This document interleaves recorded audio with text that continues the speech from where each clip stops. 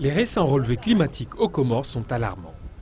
On constate un réchauffement brusque et anormal de la mer et une forte sécheresse. Les spécialistes s'en inquiètent.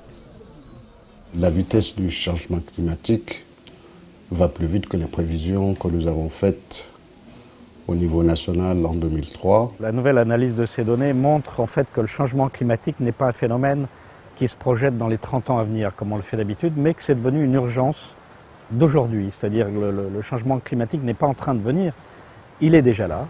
Les années sèches sont devenues beaucoup plus fréquentes que les années humides et les îles ont perdu quelque chose comme 20% de leurs précipitations annuelles. L'élévation du niveau de la mer se produit à 4 mm par an et non plus à 2 mm par an. Les impacts du changement climatique sont désormais concrets et le commandant de la sécurité civile en première ligne nous fait un constat alarmant. Nous allons enregistrer des cyclones et des pluies torrentielles, mais aussi les montées de marée.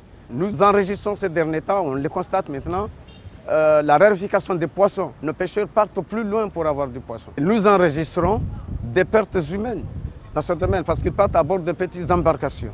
La hausse des températures, la sécheresse et les phénomènes climatiques violents touchent directement la pêche et l'agriculture, des secteurs clés du développement économique des Comores. La communauté des pêcheurs en paye le prix.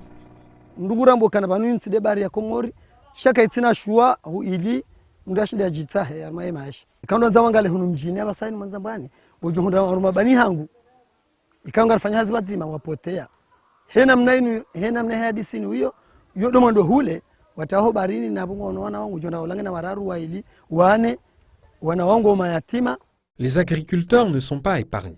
Par exemple, la récolte de litchi aux Comores a été nulle cette année, comme en témoigne une agricultrice.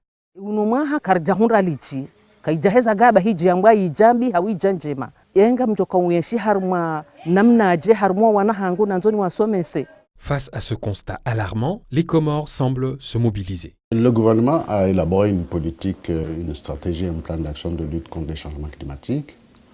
Il est en train de le mettre en œuvre progressivement à travers d'abord le projet d'adaptation de l'agriculture au changement climatique. Augmenter la résilience notamment des infrastructures et de l'habitat par rapport aux événements climatiques extrêmes, comme les vagues de tempête, la submersion marine ou les cyclones éventuels qui peuvent toujours atteindre les Comores.